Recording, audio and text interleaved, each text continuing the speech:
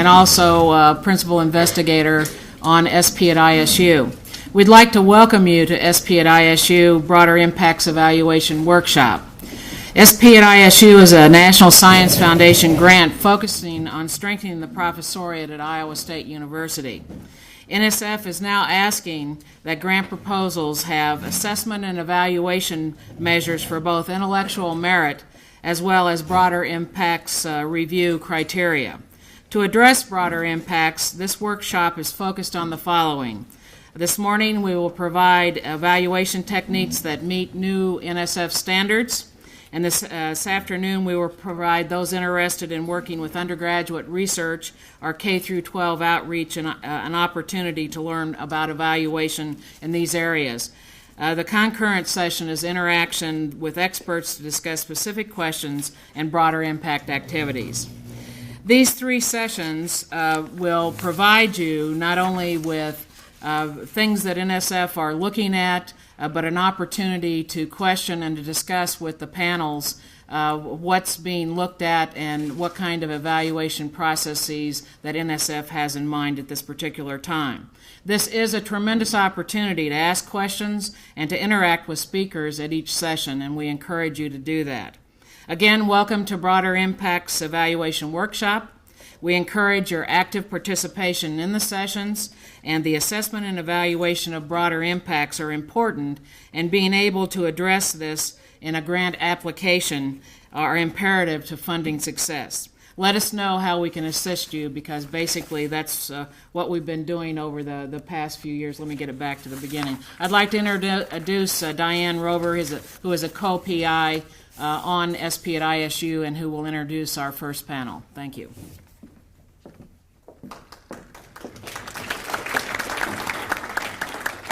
Thank you, Sharon.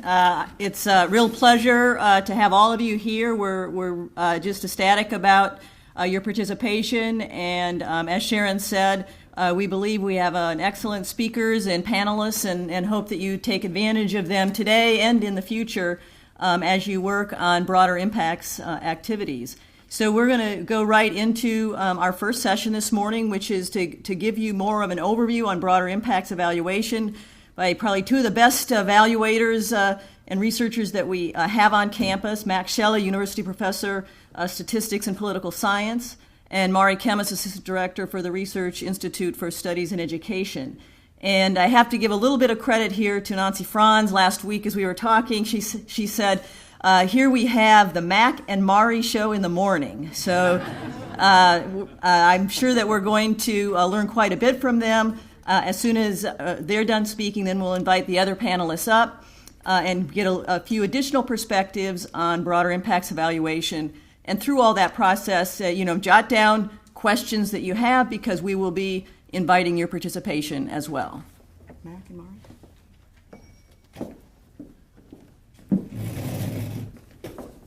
Sharon and Diane, thank you very much for the introduction, and thanks to all of you for coming.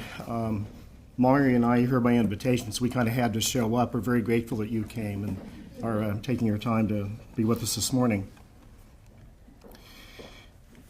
So why are we here? Well, today's objective, as we see it, is to focus on key aspects of what the National Science Foundation expects to see in project proposals. By the way, this is specific to NSF, but much of what we say, particularly on the evaluation front, is likely to carry over to grant activities in other areas, especially other federal agencies. So NSF focus, but actually has an even broader impact than that one huge agency. A second objective is to think through how to evaluate broader impacts. This is not a simple thing to do. Mari and other friendly local evaluators are available sort of at your beck and call? Kind of. Yeah, to pitch in when and if you need them, and it's almost always when. We're going to try to do something that will help with the grant writing process, the kind of throughput, the front end, if you will, of getting grants written and hopefully approved, and also talk through some of the pointers about how to evaluate projects you may already have had funded. So that's more in the back end of the process, if you will. Well, so why does all this matter in the first place? Very specifically, all National Science Foundation proposals are required to provide really specific information about two official merit review criteria. Very broadly speaking, these are called intellectual merit and broader impacts. So what I'm going to do is drill down deeply, particularly on the broader impact side of things, but it's almost impossible to separate these two categories to begin with. That's going to be one of the major themes for Mari's and my presentation. Let's try to take a closer look at what these two really umbrella criteria require. We're going to focus on broader impacts for this morning's session, but do keep in mind the intellectual merit part of this also has to be articulated as clearly as you possibly can, and as much as you can meld the two together in the process. So alignment, to use an education East kind of term, between these two is really crucial. So let's start with the intellectual merit and kind of see how that builds out onto the broader impact side, keeping in mind these really do need to mesh. So there are 5 official things, criteria, that NSF says you have to satisfy them, that you kind of know what you're doing regarding the intellectual merit of a proposal. We'll say a little bit more about what this means in practice. Right now it's just a bit of a laundry list. So the first thing you need to do is to make a pretty convincing argument to the powers that be that what you're proposing is going to advance knowledge and understanding. And that can mean about a trillion different things, obviously, but that's for starters. Also, the principal investigator, and by implication, other co-PIs and key personnel and such, need to have appropriate qualifications that fit with what you say you're going to do to advance knowledge and understanding. So you have to make a pretty convincing case based on VITAs and other ancillary information you can build into the narrative that you have the horsepower and the intellectual capacity to carry this stuff out. Related to that is the third point, which is you need to try to make as convincing a case as possible that you plan to explore creative. I don't know what the word creative means here either, by the way, but creative means something new under the sun, of course. Original or potentially transformative concepts. The potentially transformative part of this is not exactly brand new. It's a little bit trickier to deal with, though. Transformative would imply like sort of reinventing a particular branch of whatever field or study you're in. And what that looks like, I don't know. But if you can kind of convince somebody else that's where you're headed, that gets you a long way toward getting these proposals accepted. It's almost self-evident, but it's one of the official criteria that you need to have a well-organized and conceived proposal, part of which is just writing style. And so it's a really good idea to partner with somebody who's really adept at massaging these documents so they flow well and don't seem like 8 different people contribute different pieces, which is the way they're always written in the first place, you understand. So somebody has to smooth things over to try to make sure that things sort of like make logical sense, not repetitive and not internally contradictory. And I wish you good luck with this. People are smirking here in the background because they've been there and done this, and it's not a simple process, is it, guys? No. Okay. You also need to demonstrate you have sufficient access to resources, meaning people, money, equipment, staff, whatever. Okay. So those are the intellectual merit 5 official criteria. It's not exactly a one-to-one match here, but it turns out that there are 5 broader impacts official criteria.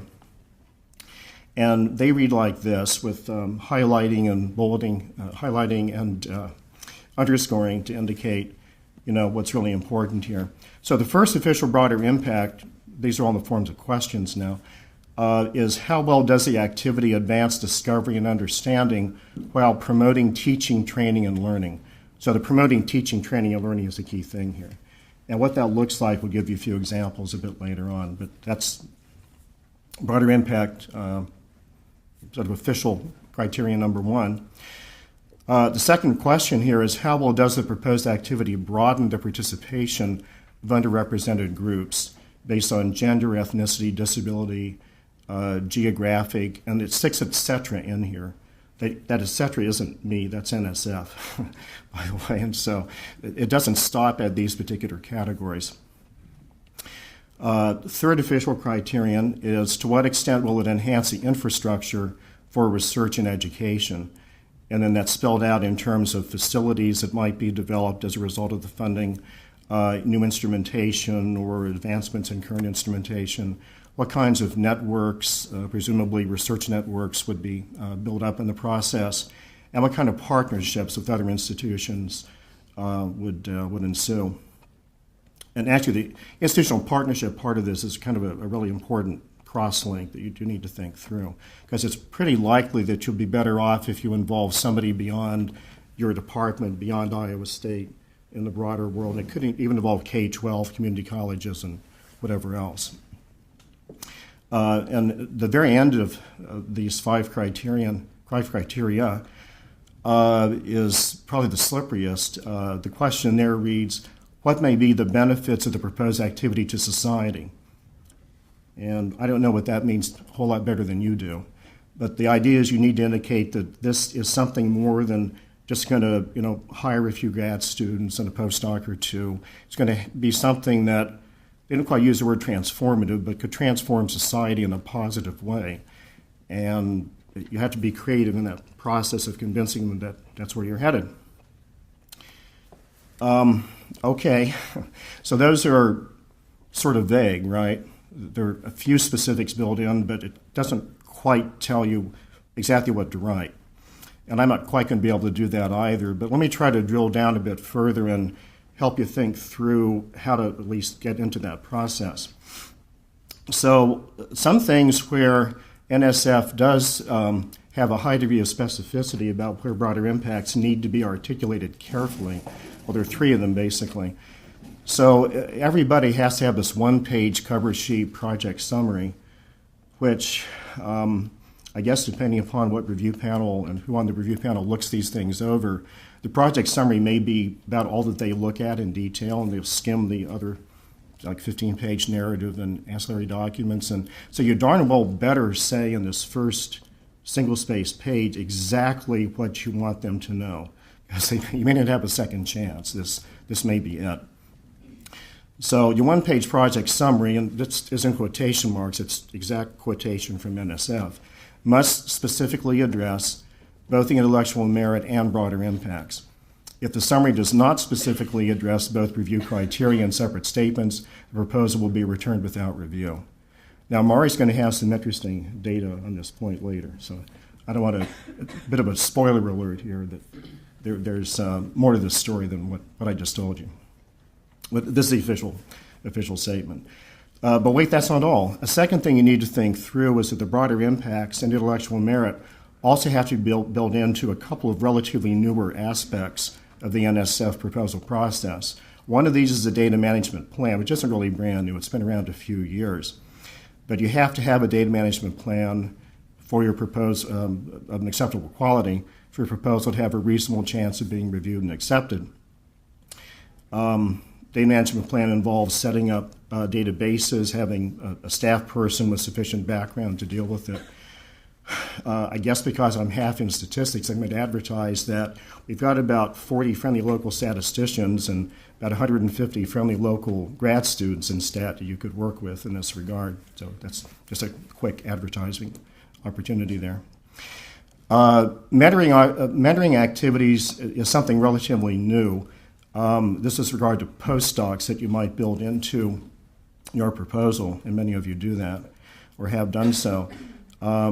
The mentoring proposal for postdocs also has to articulate these broader impacts and intellectual merit criteria. So it isn't just the one-page cover sheet project summary that, remember, that may be about all that gets read in detail about your proposal. You also have to have these other two moving parts address as much as you can within the space limitation, those broader impact elements. Okay. So this is actually liberated from an NSF website, I need to confess. I want to make sure I got this to you really straight. So NSF regards certain sort of semi-official impact themes and categories to think through. And there's sort of an alphabet soup of program areas here that's not terribly crucial for right now. This is meant to just drive home the point that there are lots and lots and lots of different NSF program areas you might want to try to target for a proposal. But regardless of which particular area, sort of thematically, you could try to address through broader impacts workforce development questions. I mean, STEM workforce development is kind of the lifeblood right now of NSF and some other U.S. Department of Ed, too, for that matter, funding opportunities. So anything about workforce development is going to be really crucial for broader impact theme. Anything about societal impact, about policy implications of your work in particular, anything that affects the environment, either physical or socio-cultural environment would be relevant. You need to speak to public dissemination. That's another part of broader impacts. How do you get the word out about the wonderful work you've done? This is like at conferences, forums like this, I suppose, as well as publications and working papers and stuff like that. K-12 education needs to be addressed. Not all of you would have a K-12 link necessarily, but trust me, it really does help to have that kind of cross-link across levels of education. Higher ed linked with K-12 is not mandatory for a lot of these, but a lot of program areas, that's the whole reason why they exist in the first place.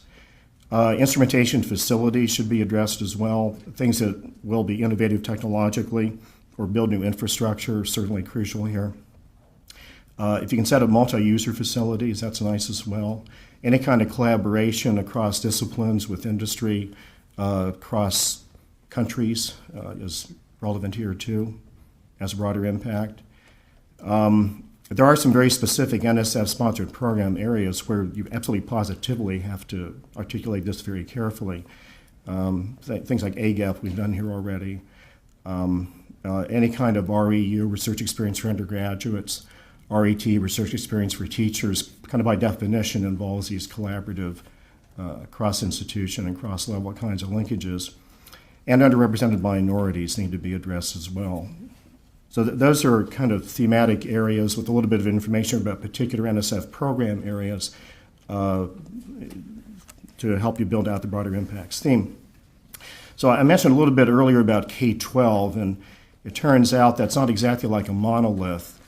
I guess the key message here is that when you think about a link with K-12, it could be at the teacher level. It almost has to be at a student level, but teacher and student as well, but also administrators of public school buildings or private schools for that matter as well. And you may not think of guidance counselors as key players here, but in fact they often are. So if you're going to do something about STEM workforce development, K-12, guess who advises the kids about where to go for a career? It's the guidance counselors. So there's some subgroups, if you will, or layers within K-12 that you need to kind of think through about possible broader impact collaborations. Okay, so I was mentioning earlier that you kind of need to work very hard to mesh together the intellectual merit 5 criteria and the the 5 not exactly parallel criteria for broader impacts.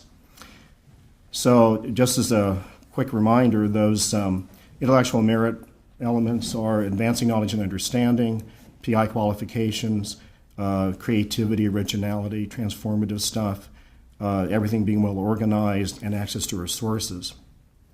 Okay. So let's drill into those a little bit more deeply and kind of see where broader impacts fit together with those criteria. So regarding advancing knowledge and understanding, you need to think through things like what would stumbling blocks be for students who want to get into, let's say, a STEM disciplinary area. What is required for their success? What gets in the way of them achieving that? And how can you engage with them to try to get their interest level up and sustain that, through graduation? What ethnic or gender groups or any other kind of groups are underrepresented in the target science field is another relevant issue to think through about advancing knowledge and understanding. You need to focus on both teachers and students in this context. You need to think through resources that are usually not available in the K-12 environment, which probably would involve things like high-tech, laboratory-based science instrumentation that they just don't have the resource base for it. So things like that would be kind of unique things that you as a researcher or your research group here could bring to bear would be relevant. And conceptual gaps, like things that you'd really, really, really like undergraduates here to know before they walk into your classroom. what do you think those kids should be taught, let's say in high school, before they show up with these huge knowledge gaps in your class that somebody has to backfill? Regarding PI qualifications, sort of broader impact elements include things like teaching experience. Just in terms of the K-12 link again, it's going to help your case at least a little bit if somebody on your team, PI or otherwise, could say that yes, he or she has had direct experience like teaching kids in high school, middle school, whatever. That's going to earn quite a lot of points in a review. You need to have someone at any rate who understands how standards and testing requirements are implemented. A lot of the work I do cross-links with the University of Iowa, the Iowa testing program. They're kind of the keeper of the keys for what used to be called ITBS and ITED. It's now Iowa Assessments. And heavy sigh here. Oh, by the way, if you try to get longitudinal linkages between the old ITBS and the new Iowa Assessments, I wish you good luck. I've had many conversations with those folks, and I get essentially a non-response that says, well, we can't exactly do that, but here's our best guess. So kind of be prepared. Yeah, I really cringed when I heard this, so just a word of advice here is be really careful thinking through in advance if you're going to be using standardized testing instrumentation like that, because there's no guarantee you'll be able to track changes over time within subject.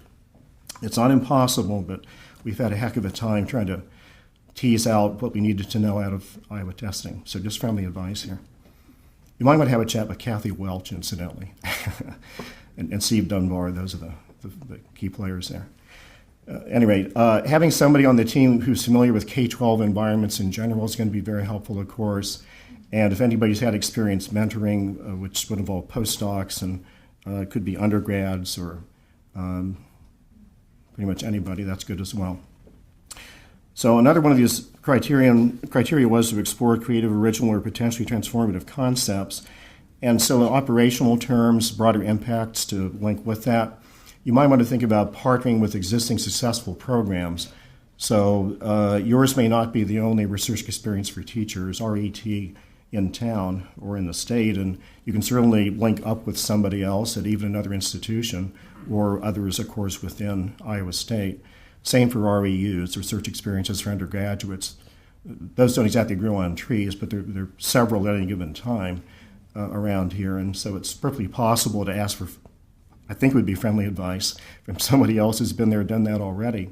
And you might even share data, and speaking a little bit from the statistical perspective, you could do sort of a meta-analysis comparing results for your REU or RET compared to the others. You could reach out to the educational research community. That's all in caps, you understand, just to indicate it's really important and very broad within your home institution. And you can try to leverage existing NSF investments in education. So you don't have to reinvent the wheel, as it says at the bottom here. You can build on what other people have already done. You can stand on their shoulders to an extent and just advance that much further without having to go back to ground zero every time. These proposals, remember, also have to be well organized and conceived. So kind of broader impacts tend to flow from principal investigator's science proposal as well as his or her background. You need to think through the demographics involved, who's going to be participating, what do they look like in terms of ethnicity, gender, age, grade level, other things that would make one person different from another. What precise chunk of education are you dealing with anyway? I mean, you can't do all of STEM, for one thing. You might want to do physics, and maybe it's solid state physics, and it's got to be a really, really, really, really targeted part of that subfield. So you really have to think clearly in terms of what educational arena is focused on, and therefore where the broader impacts are going to lie.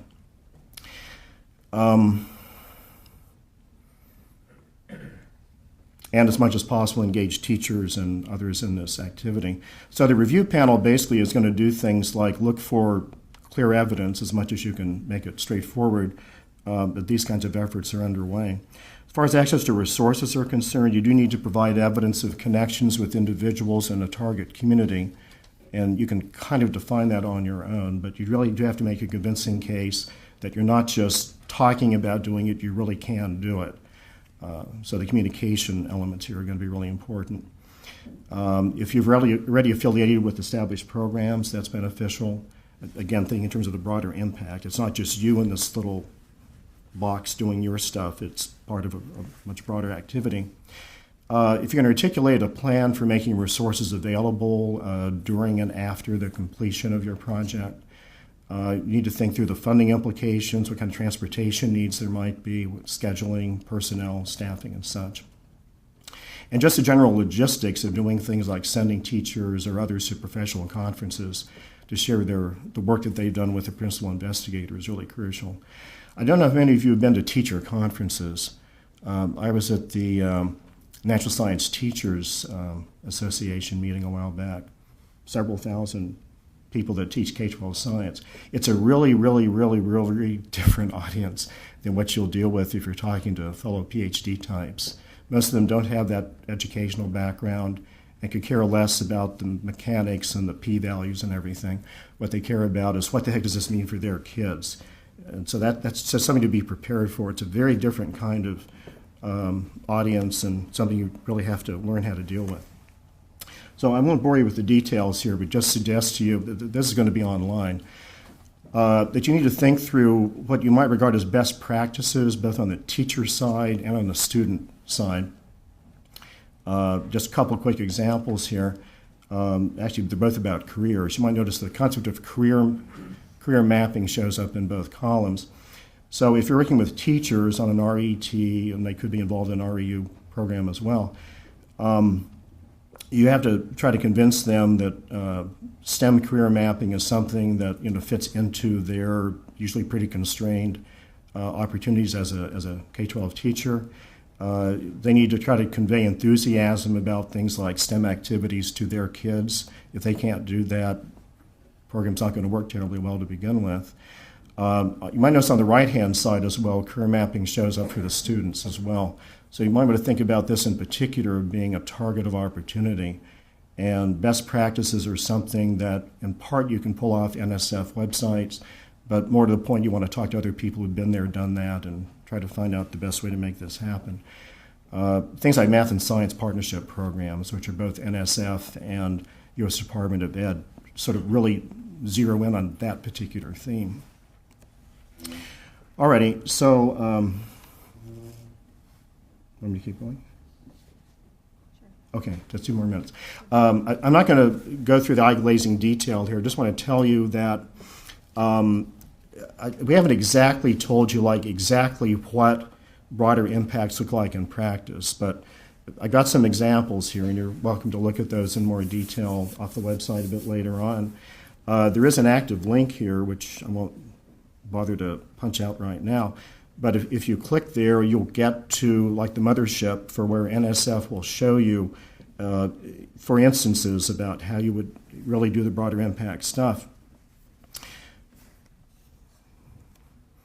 And among other things, you'll see this kind of information. So these are very specific examples of how to go about building the broader impact element into the first of these official merit criteria, intellectual merit criteria, which is about advancing discovery and understanding. It's pretty much all about integrating what you do with what happens at especially a K-12 level, encouraging students to participate, providing funding, transportation, whatever else it takes to get that job done. Second bullet up from the bottom is kind of important too. This is also about involving graduate students and postdocs in things like undergraduate teaching activities. I don't know if Manny Mina happens to be here today, but I kind of done this with him as an evaluator of a program to create future faculty in engineering, and it involves grad student working with undergrads, and it's kind of a mutual career building opportunity. So there's also a list here, you can look at in more detail later, about how to broaden participation of underrepresented groups. The bottom bullet, let's focus on that just for a moment. You would probably want to be in a position of sending students in these targeted categories to conferences, workshops, get them involved in field activities so they're out and about and very visible and becoming very professionalized in the process. So that's just one kind of obvious example, I think. In terms of embedding specific kind of broader impact elements into infrastructure development, well, let's take the top bullet there.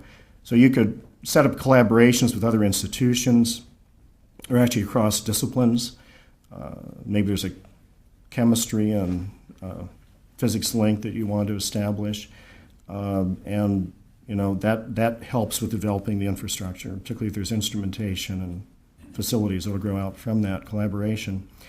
There's another list here of specific activities, broader impact elements that would connect with enhancing scientific and technological understanding.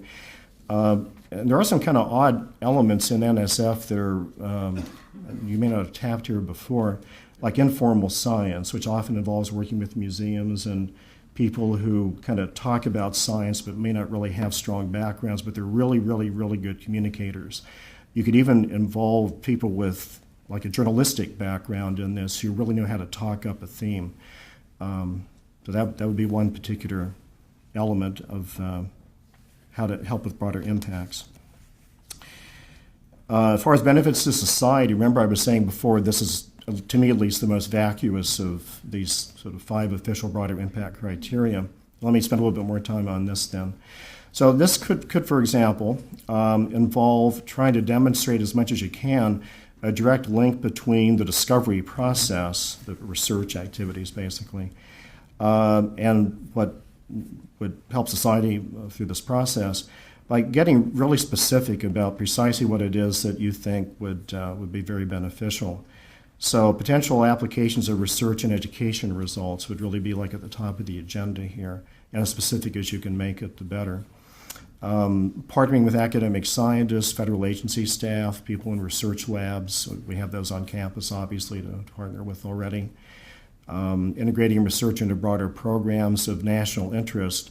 And it's not too terribly hard to find out where the national interest lies. That's usually on either the NSF website or other federal agencies. You can go to the whitehouse.gov, for goodness sake, and you can find out pretty quickly what's in the minds of the people that kind of run this country, and therefore embed those thoughts, if it works, embed those thoughts into your proposal. There's an element of shamelessness in this you need to understand, and so you're selling your proposal and actually almost parroting back the key words and phrases that they say you're supposed to take into account is part of the game plan. So no harm in doing that at all. And if you're fortunate, you'll have results that will be publishable and or presentable in a policy forum. So occasionally I find myself talking in front of audiences of federal agency types and sort of bench researchers and students and stuff like that inside the Beltway, and that's exactly the right area to be in which the right sets of ears are listening. And so if you can do that kind of stuff, that's a good opportunity to have that direct policy impact. You can do it on a state and local level as well.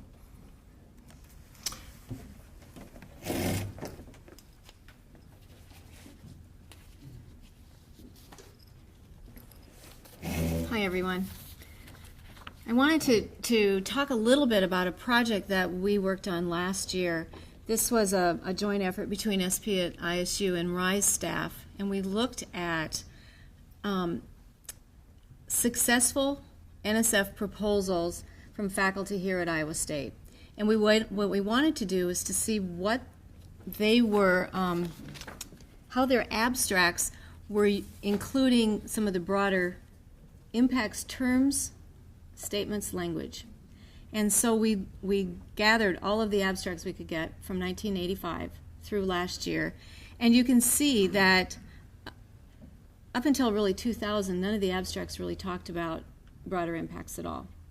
Now you'll remember from what Mack had said that you have a one-page summary, and you have a section that's a summary piece, you have intellectual merit paragraph, and then you have a paragraph for the broader impact statement, and that's not exactly what we're talking about. We're talking about the abstract for the proposal. So we're looking at, are people taking what they're saying in the broader impacts and putting it into their abstract, almost as a, how important is this in terms of what their project is?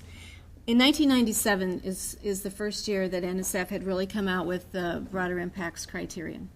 And nobody was really talking about it at that point. 2002 was another seminal time when NSF said, you have to have a broader impact statement or we're not going to review your proposal. And so even at that point, the faculty and the PIs here at Iowa State were not talking about the broader impacts as part of their abstract. But you see, up until 2011, it really is becoming more and more important in terms of talking about the broader impacts as a general piece in the abstract. One of the interesting things that we'd like to do is to continue in looking at the broader impact statements themselves and seeing what faculty and the PIs are talking about in those statements, especially as we start to talk about the new rules that'll be coming, and I'll be talking about that in a little bit. But this was a really interesting analysis. We were also looking at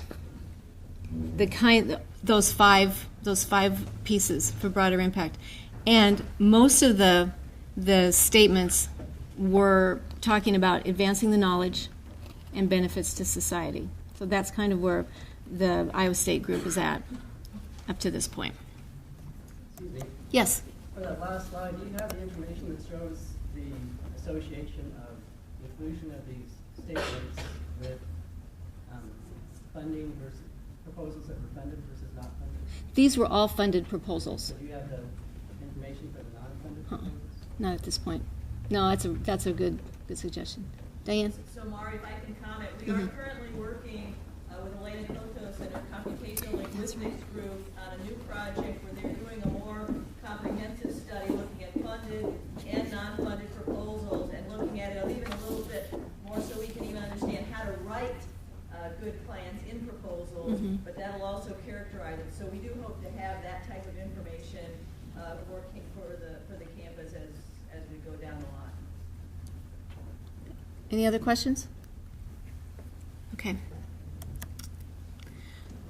There's not a lot of scholarly work about broader impacts. We're having a tough time finding articles. So I just wanted to put up a few articles that might be of interest to you.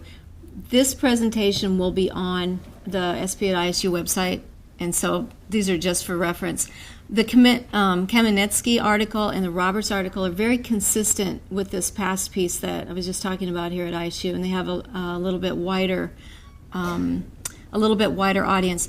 There was also another large study done on NSF grants. Diane, can you tell me, was that, I didn't put it in here, the big study last year? Oh, the National Science Board Yeah. study, I think we would have that linked at the ISU website. So we can, if that's of interest, people should just contact us. But the National Science Board did do an extensive study as they revised their merit review criteria. Okay, thank you. So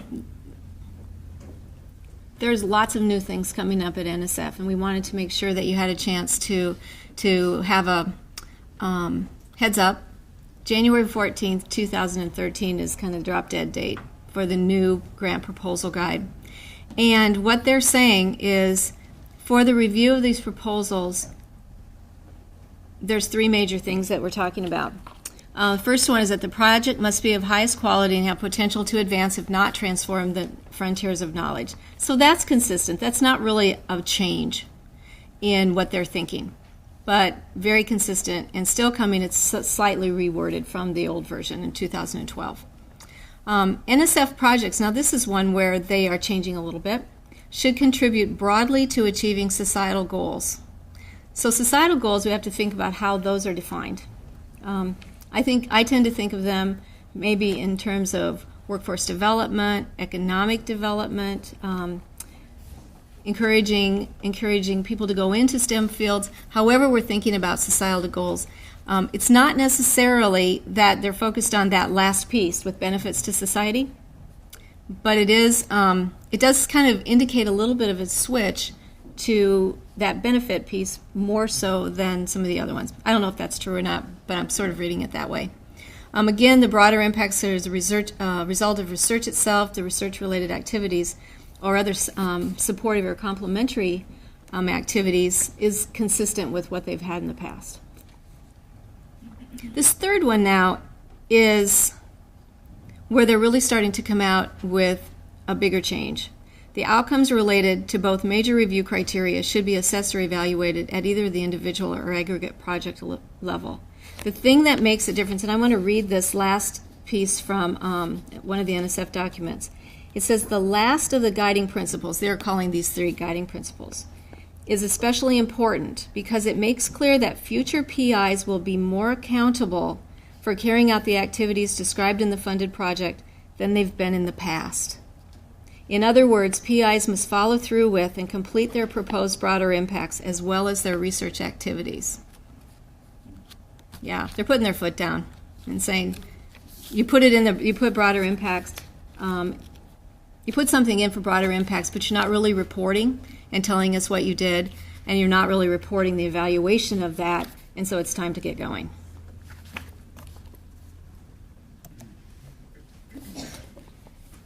The other thing on this one is that as you're thinking about the evaluation and the activities that you're doing for the broader impacts, you need to be thinking of them in terms of, are they relevant?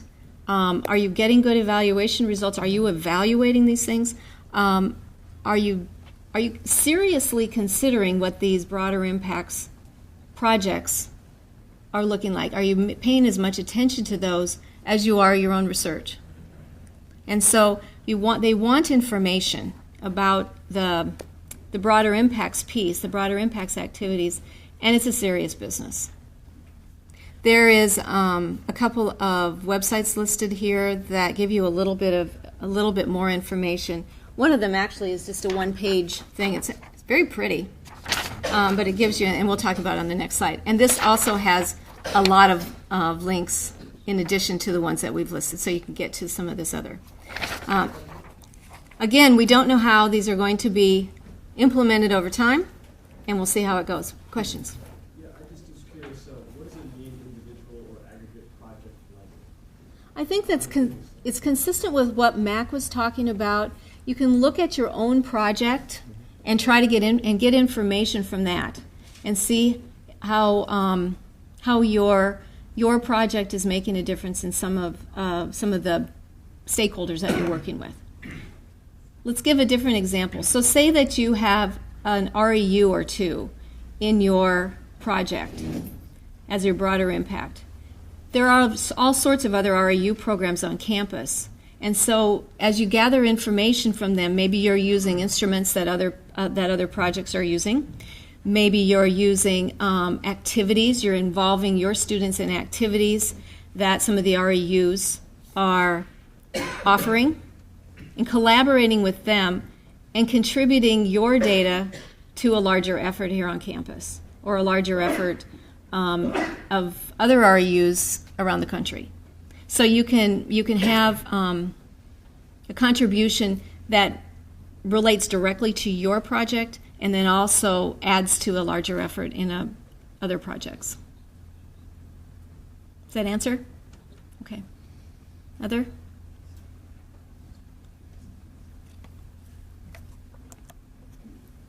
So we'll keep going. There's still more.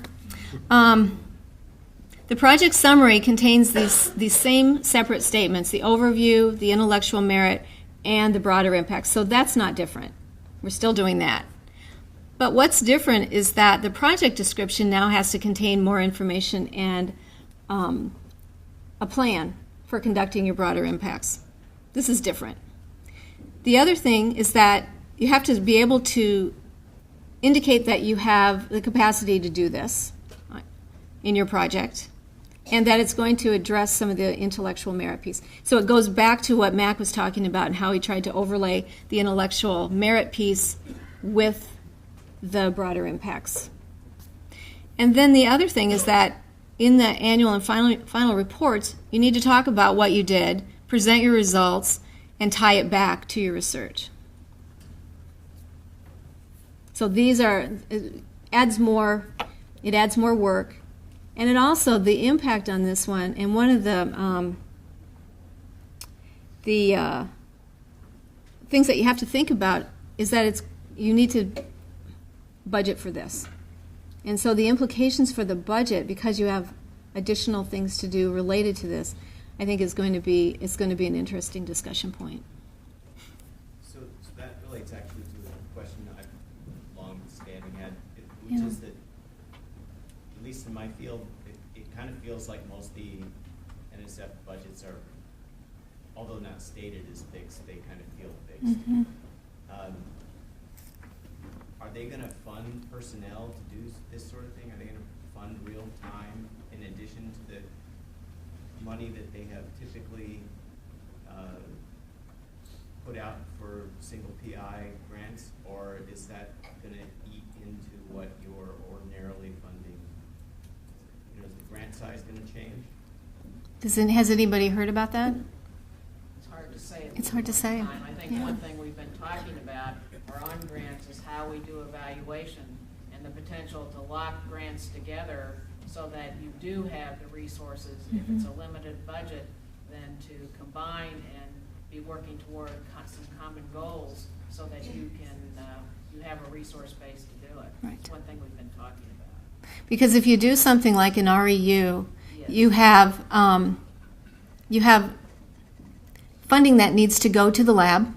You have some sort of a stipend that needs to go to the student that comes in, and some sort of and perhaps some sort of evaluation costs. And so even with that, it could be $10,000 or $15,000, but that could be a big chunk of what you need. And so we've been talking about on campus, how do we provide the support here on campus so that we can enable the PIs to do these things without having to spend a smaller chunk of that. But I haven't heard anything from NSF about adding to budgets for this sort of thing. It doesn't really seem likely in this day and age.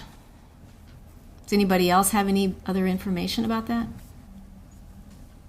No, Yeah, I was Mike. on a panel 2 weeks ago, a career panel, and in engineering, the amount of the career panel has been about $400K as a minimum and a maximum for several years. I know at least on that level, they are having discussions about increasing the level for the career proposals. So there is some discussion on increasing the amount of the proposals.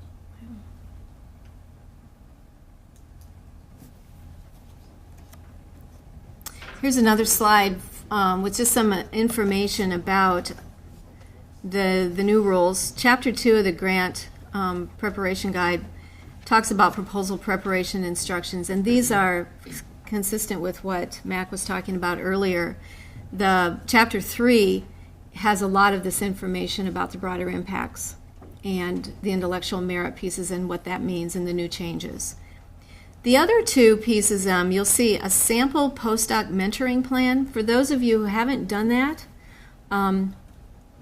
this is an NSF one. We've used this one often. It's great. It's a 2-page. It has highlights of areas that you change. And so if you want to use something to get started in thinking about this a mentoring plan template is terrific. But it gives you an idea of where to start. And then the second one is the data management. And if you Google NSF data management plans, you will find templates from every university in the world. And so it gives you an idea of where to start and how to put those things together. There are usually several points that you need to consider, and it's very straightforward. This is not a difficult thing to put together, but there are a lot of templates out there for you to use. This is just one example.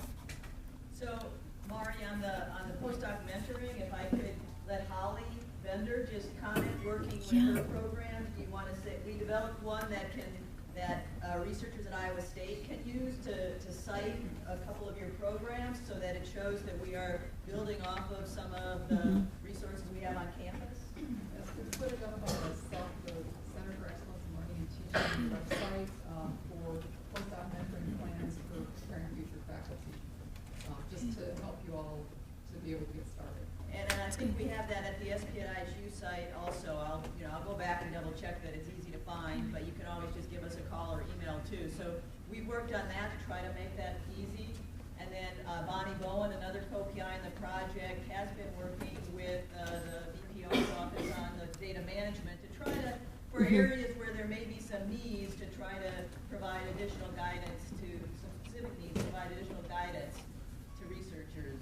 Bonnie, do you have any comments? Well, this is sort of in the early stages. There's things happening across campus in IT, in the library, various entities that are interested and engaged with data management in general, and then how we translate that into data management plans.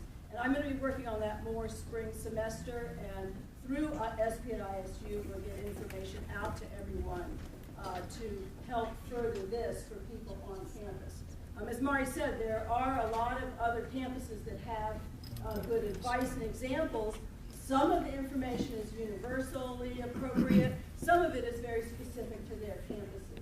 So we're going to try to pull some of that together for ISU in particular. But if you're doing a grant proposal sooner rather than later, this reference is a good place to start. Or you can contact the SP at ISU office if you have any other questions.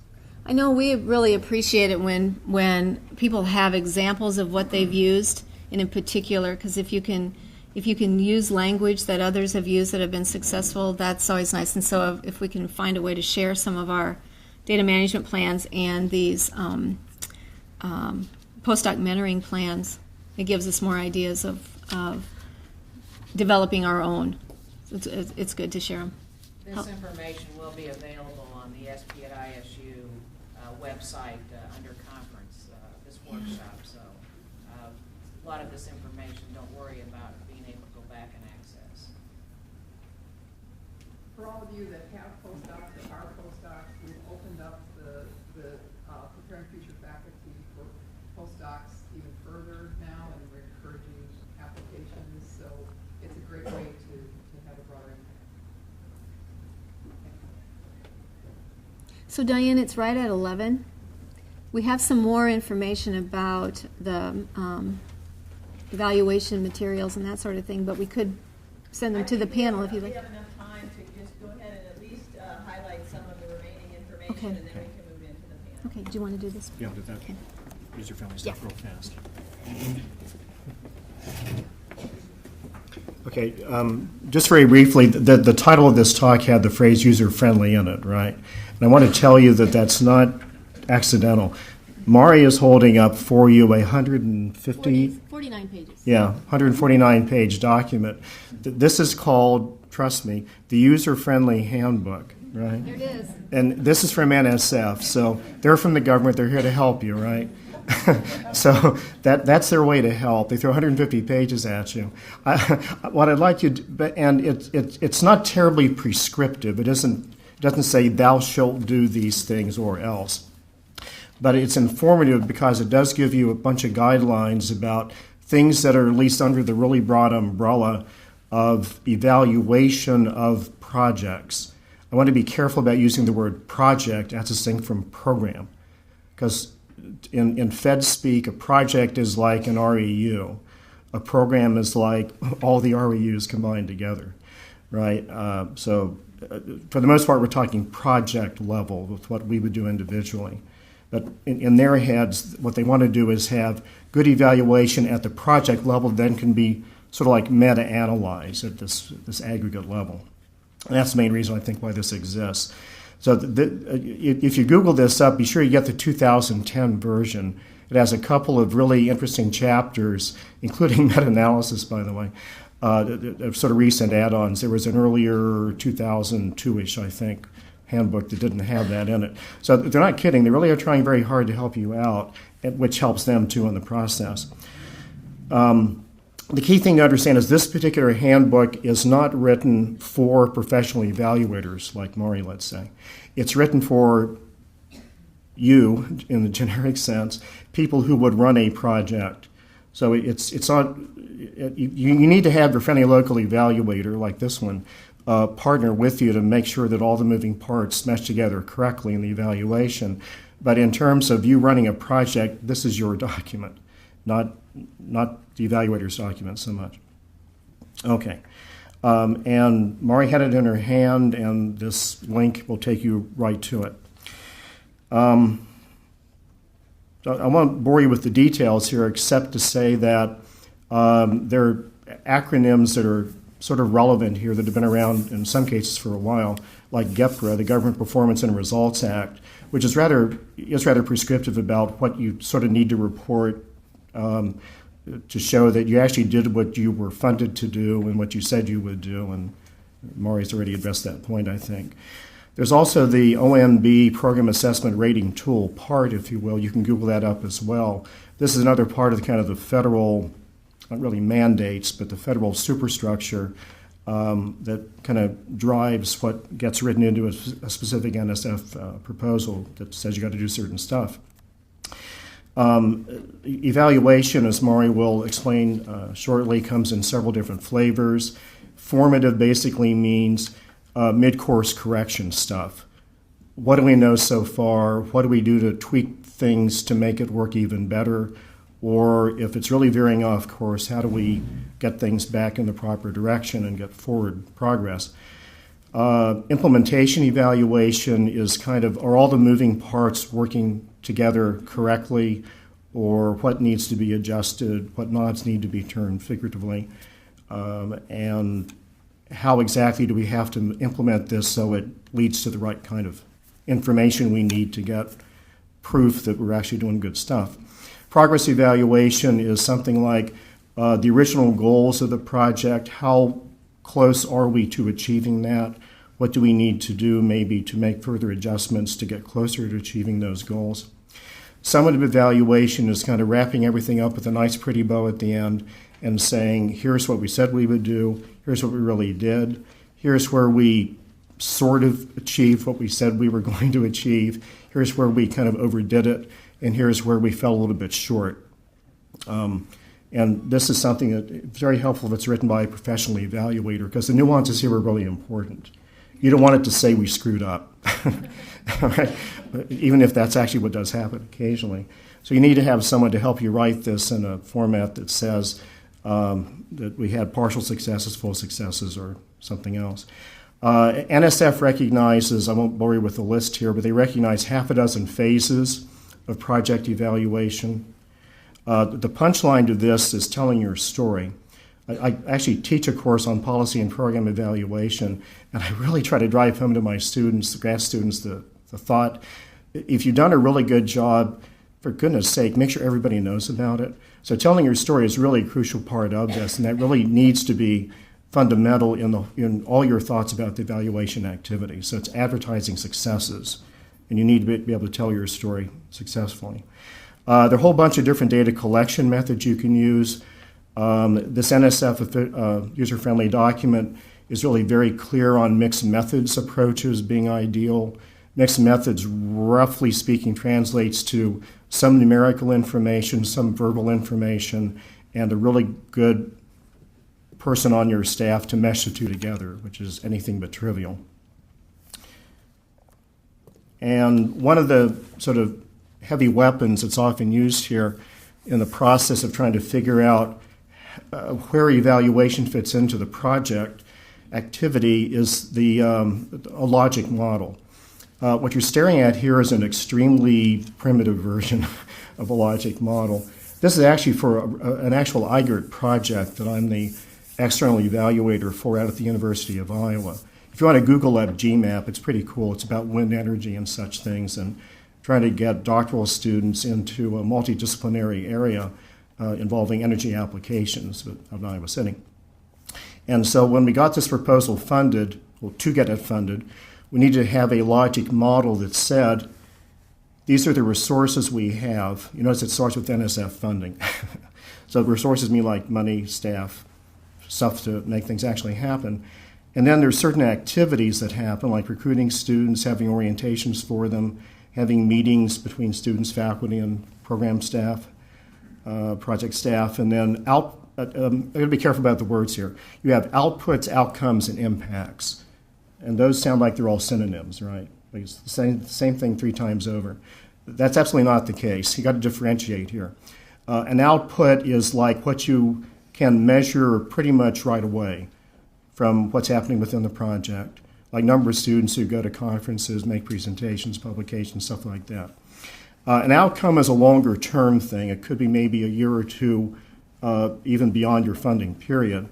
So an outcome would be something more like, well, were these doctoral students retained in their programs and still making normal progress toward getting a degree? An impact is something like, well, our basic goal in this one, by the way, was to have a more diverse doctoral level science workforce in these targeted areas. And you won't know if that happens, of course, until several years later.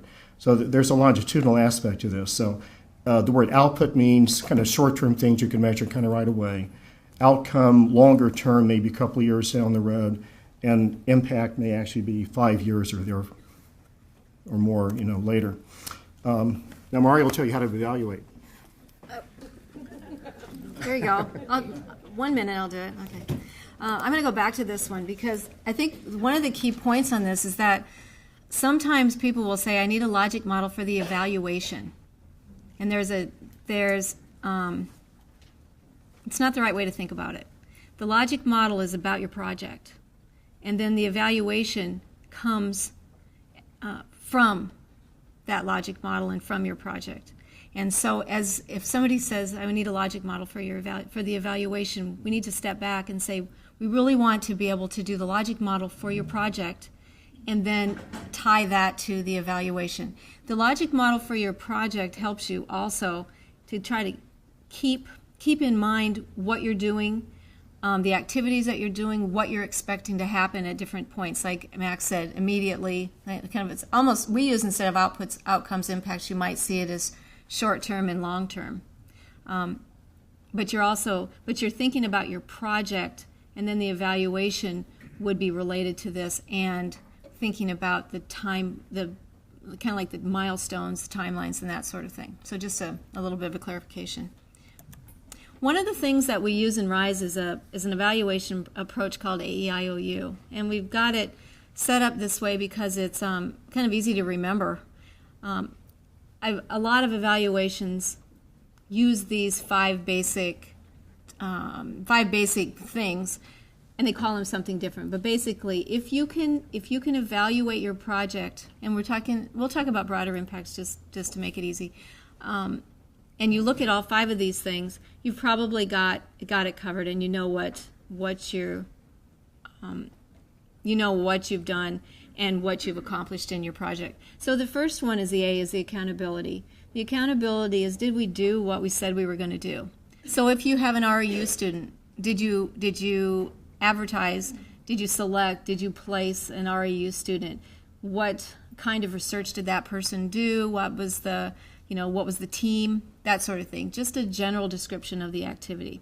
The effectiveness then comes in. So what did the stakeholders in this thing think about? What did the student have to say? Were they satisfied with the experience? Were the mentors satisfied with the experience? Again, it's on a relatively low level. Sometimes we call these a happy sheet. If you do like a workshop, how'd it go? What did you think about it? Could you improve something? What was the best part? That sort of thing. Clearly, the impact is what you're looking for. Did this project make a difference? So for an REU, and you've got one student, did this work? Did we meet the goal of the REU? Did we help a student decide whether to go to graduate school? Did we help them decide to come to Iowa State? Did we help them understand the kind of major that they wanted to be in? That sort of thing. The organizational factors and the unanticipated outcomes, the O and the U, help to explain the impact. So did you have something in your organization that didn't work very well? For example, did you have a student who came in and really needed 3 weeks to catch up on the literature? That's going to slow down their research for a little bit. Did you have a mentor that was gone at a conference for 2 weeks at the time? That might slow down the impact of this. And anticipated outcomes, were you able to leverage anything? If you can leverage funds out of a project, that is like the coolest thing. That's great. Did you have, what happened that you didn't expect in this and that you would never have guessed that would have come out of this. So those are the kinds of things that you're going to be thinking about for the evaluation. And we always tend to set this up. We might not actually write an evaluation plan using these 5 areas, and sometimes we will. But this gives you kind of a way to think about an evaluation of a project, big or small. Okay, I'm going to let Mac take this one because this is a scary slide to me. Oh, okay. Yeah. Sorry. Then we can quit.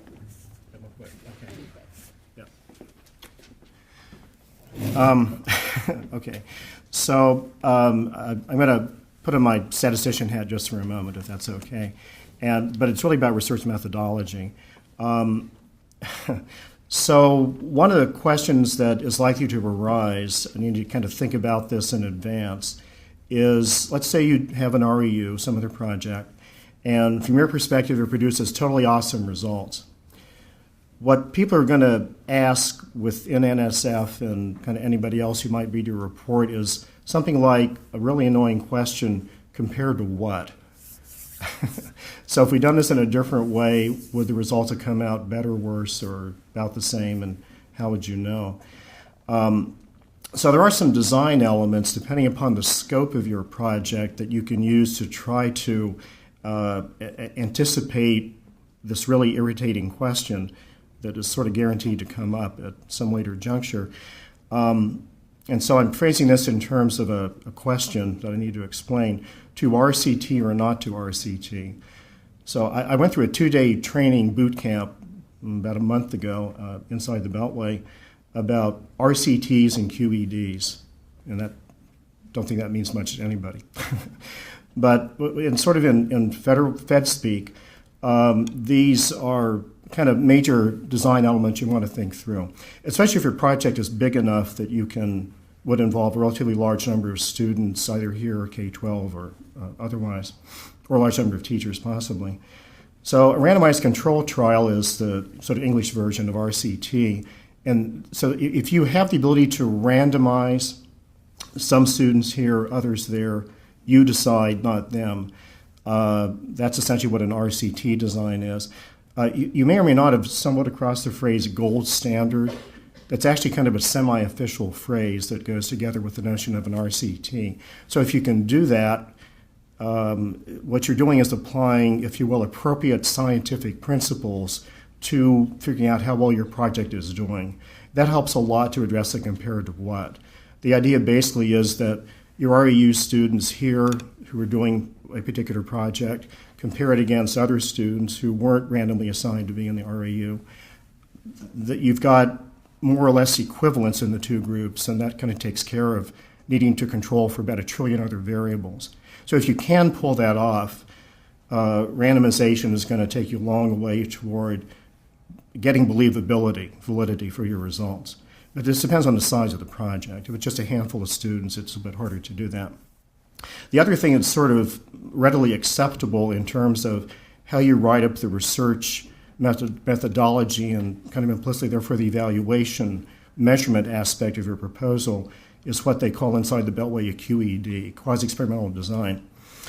And that means if you can't randomize, and quite often you just simply can't, you sort of have who and what is available to study, you need to try to work very hard to try to control for all the potentially confounding variables.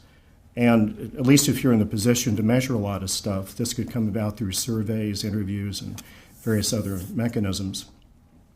And I've been sort of half joking before about friendly local project evaluators, friendly local statisticians and stuff. But this literally is where you do want to get in touch with exactly that kind of person. Because you really, unless you've done this since you were in the cradle, it's something that's a little bit of an alien process to a lot of people. And it really is helpful to get some appropriate guidance. Yeah, can I ask at that point what mechanisms exist for doing that? Because I'm not really aware of how someone like me in College of Engineering can connect with a statistician. Well, Jay, you want to raise your hand? Oh, I'm sorry. The question was, how do you connect with your friendly local statistician? And there are a bunch of them around. There are a couple in the room to start with. and you can wander, I mean, literally you can wander into Santa Cruz Hall, or you can call up. I think what I'm getting at is you need to budget that. Indeed you do, yeah. We need to know about that ahead of time. It would be helpful. I mean, for a Yes. PI writing a project grant proposal, to know how to connect with people would be helpful. Sure. Okay. And we do hope through events like this that you get to know, Mack and Mari, and even if you went and asked them, they could refer, if you say, Oh, yeah.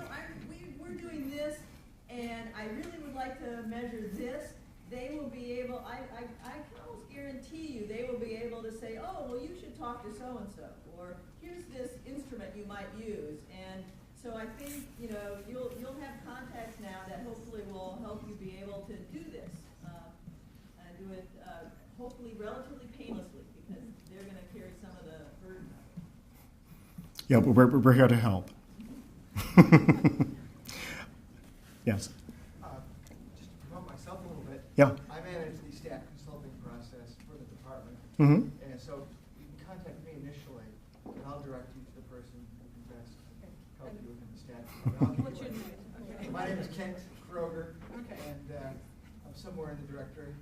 Okay. The department stats, and yeah, we have plenty of folks. And we will also add some of this information to the SP@ISU website. That's a good kind of a good suggestion to come of this. That will create that short list so that you know who to maybe get started with. We're well into overtime, so we're going to stop at this point. So let's thank Mack and Mari, please.